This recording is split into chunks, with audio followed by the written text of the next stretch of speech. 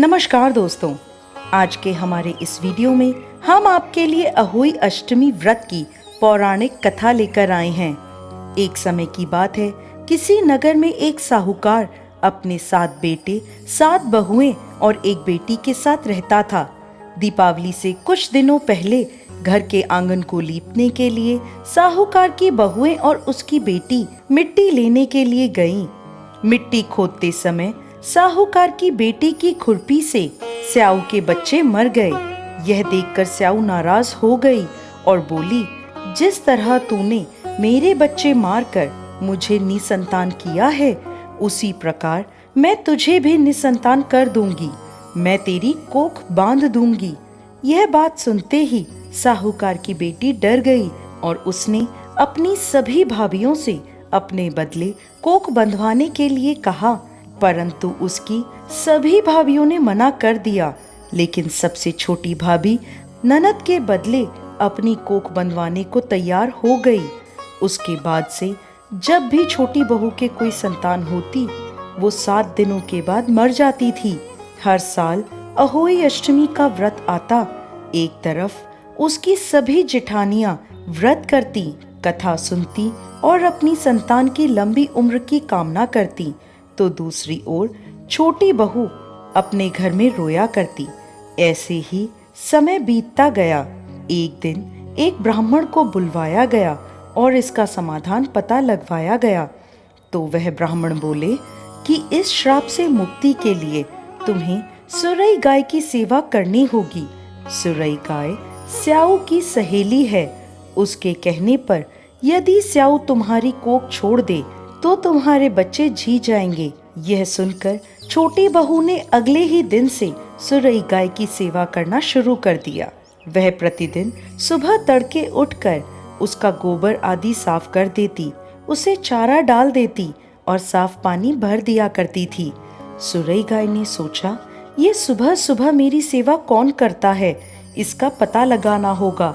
अगले दिन सुरई गाय जल्दी उठ गई और देखती है कि साहूकार की सबसे छोटी बहू सारा काम कर रही है। यह देखकर सुरई गाय बोली, तुम किस लिए मेरी सेवा कर रही हो? तो वह बोली, माता, स्याऊ माता ने मेरी कोख बांध रखी है, जिस वजह से मेरे बच्चे नहीं जीते। यदि आप उनसे कहकर मेरी कोख खुलवा दो तो मैं आपका बहुत उपकार मानूंगी। यह सुनकर सुरई गाय उसके साथ 7 समुंदर पार स्याऊ माता के पास चल दी।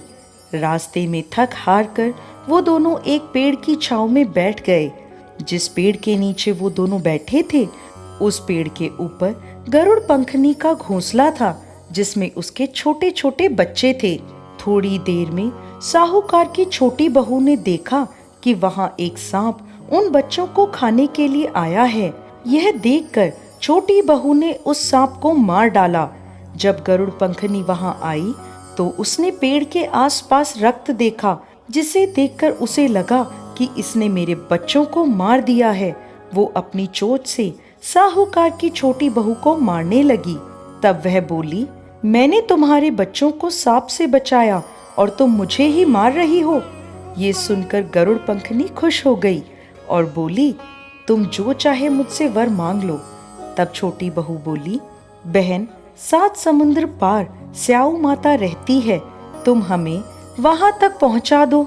गरुड़ पंखनी ने उन दोनों को अपनी पीठ पर बिठाया और 7 समंदर पार स्याऊ माता तक पहुंचा दिया। स्याऊ माता सुरई गाय को देखते ही प्रसन्न हो गईं और बोली, आओ बहन, बड़े दिनों में आई हो, अब आई ही हो तो मेरे बालों में से जुएं निकाल दो। तब सुरई गाय के कहने पर साहूकार की बहू ने स्याऊ माता के सिर से सारी जुएं निकाल दी।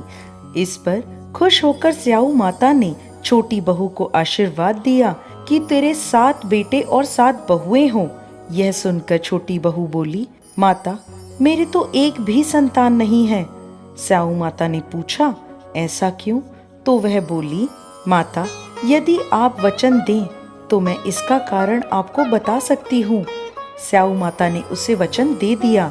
स्याऊ माता को वचनबद्ध करने के बाद छोटी बहू बोली, माता, मेरी कोख आपके पास बंधी है, उसे खोल दें। यह सुनते ही स्याऊ माता बोली, अरे मैं तो तेरी बातों में आकर धोखा खा गई। तूने तो मुझे ठग लिया। जा, मैं तेरी कोख खोलती हूँ। अब तू घर जा और घर जाकर अहोई माता का उद्यापन करना। 7 अहोई बनाकर 7 कढ़ाई देना। साहूकार की बहू घर लौटी तो देखती है कि उसके घर में उसके 7 बेटे और 7 बहुएं बैठे हैं। यह देखकर वो बहुत प्रसन्न हुई। उसने 7 कढ़ाई और 7 अहोई बनाई और अहोई अष्टमी का उद्यापन किया। उधर दूसरी ओर जेठानियां बोली, चलो सब जल्दी जल्दी पूजा कर लो, अभी छोटी बहू का रोना धोना शुरू हो जाएगा। जब काफी देर तक उसकी आवाज नहीं आई तो भाभीियों ने अपने बच्चों को पता लगाने भेजा। बच्चों ने आकर बताया, माँ वहाँ तो उद्यापन का कार्यक्रम चल रहा है। ये सुनते ही सभी जेठानियां छोटी बहू के घर पहुंची और पूछने लगी कि तुमने अपनी कोख कैसे खुलवाई। तब वह बोली, भाभी साऊ माता ने मुझ पर कृपा करी और मेरी कोख खोल दी। सभी लोग अहोई माता की जय जयकार करने लगे।